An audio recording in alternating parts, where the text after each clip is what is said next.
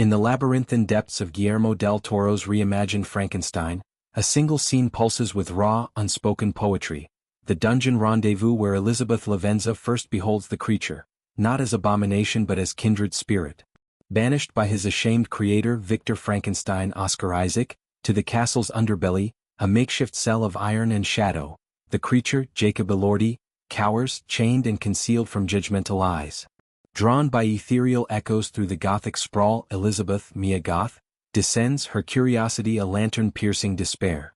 What unfolds is no mere introduction but a symphony of vulnerability, where prosthetics meet silk, silence amplifies longing, and light carves connection from isolation. Del Toro, the maestro of monsters with hearts, alongside Goth, composer Alexander Desplat, cinematographer Dan Lawston, set designer Tamara de Varela, makeup artist Mike Hill and costume designer Kate Hawley, unveil this pivotal tableau's craftsmanship. Their revelations, drawn from exclusive dissections, reveal a scene as meticulously forged as Victor's galvanic labors. It's a ballet of restraint, where every element conspires to evoke empathy's tremor, transforming Shelley's tragedy into a visual elegy on otherness and desire. Tamara de Varela sets weave a recurring circular motif, emblematic of life's inexorable loops, birth, striving, entrapment.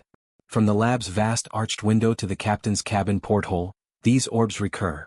The inaugural medical amphitheater's rotunda, the cell's vaulted pipes exhaling industrial breath, the ceiling's grated oculi filtering feeble glow. Even Elizabeth's bonnet frames her visage in a floral-circled halo, the bow a delicate aperture unveiling her gaze. Circles signify life's perpetual circuit, unescapable, de Varela elucidates. The creature shatters this, his emergence a rupture in fate's wheel. This geometry isn't ornamental, it's thematic scaffolding, underscoring the film's meditation on cycles unbroken save by defiant humanity. In the dungeon, these forms claustrophobically converge, the pipe's metallic rings echoing chains that bind body and soul, while the ceiling's voids mimic watchful eyes, society's gods, peering into abject creation. Del Toro fixates on the veil lifting as Epiphany's hinge, the creature's tentative fingers grazing Elizabeth's absinthe-hued shroud, peeling it away in a gesture of mutual unveiling. This is your soul revelation to another soul in the film, he confides to Goth, intentional, intimate. Her gown, his favorite sartorial flourish, whispers kinship through subtle violets, the soul purple accents save the creature's shadowed veins. A fleeting street-crossing frock hints at this hue earlier, when Victor broods, but Elizabeth owns it, a chromatic thread stitching their fates. Del Toro's palette, ever symbolic, elevates costume to prophecy. Purple's regal melancholy bridging creator's hubris and created's yearning. This moment, devoid of words, birth's trust's fragile bloom, the veils fall a baptism in beheldness. Goth recounts the shoot's spontaneity with reverent awe. No rehearsals, lest authenticity erode. You can't replicate lightning, pursuit alters the storm, she reflects. Del Toro's improvisational ethos thrives here, Goth's instinctive lean into the unknown yielding ephemeral magic. Guillermo requests retakes, yet memory blanks the act, she adds, evoking the scene's dreamlike fugue. Elordi's hulking form, prosthetic-laden, contrasts her lithe poise, their chemistry an alchemical spark. Curiosity meeting curiosity, damage recognizing damage. This unrehearsed alchemy captures Frankenstein's core. Life's unpredictability, monstrosity's poetry born of chance encounters. Alexander Desplat's score, a violin soliloquy of gossamer tension, narrates the unspoken. This string whispers dual truths. Elizabeth's pull toward the unknown, the creature's porcelain fragility, he analyzes. Eschewing romantic swells, the screen bears enough passion. Desplat opts for purity, delicate, leashed and invisible arch curving them inexorably closer. As the veil ascends, illumination dawns, not literal but soul-deep. Music swells then hushes, birthing a void where vibrations hum. It's ballet incarnate, Desplat declares.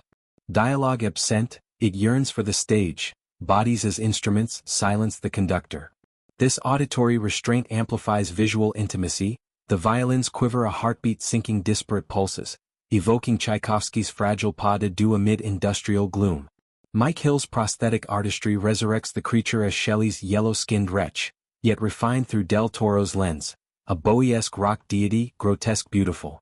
Hill's skull gleams jaundiced, faithful to the novel's pallor, while bluish-gray cheeks homage Boris Karloff's grayscale icon via Jack Pierce.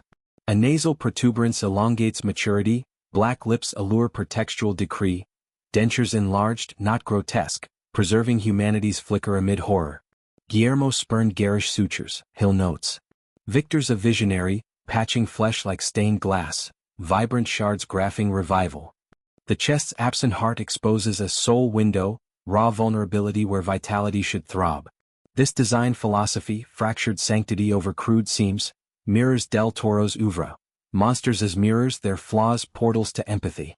Elordi's endurance beneath layers testifies to performance's toll, his eyes, unmasked, conveying oceanic isolation.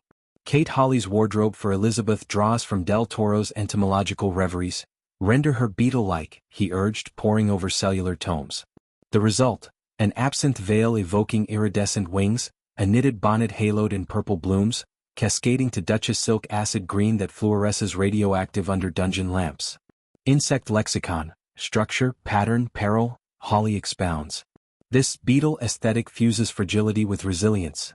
Exoskeleton grace shielding tender core, the gown sheen a bioluminescent lure in shadows.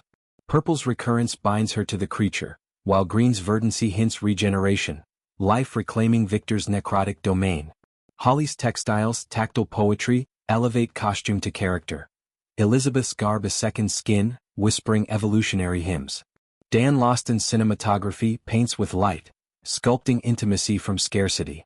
A singular source, perhaps a great slant, cascades in monolithic beams, warm yet tempered, caressing skin without saccharine glow. Colors teeter sensitive, he observes. Warmth tempts romance but restraint honors tones, her lips crimson-veiled, not overt. Monochromatic whispers yield to nuance. Light rebounds from chains to chest, gilding Elordi's face, prosthetics aglow. Camera writes, light narrates, Lawston poetizes.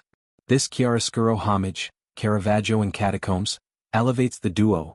Goth's pallor ethereal, Elordi's form titanic yet tender. Jacob's submerged expressivity, Hill's craft, converge in luminescence, a testament to collaborative sorcery.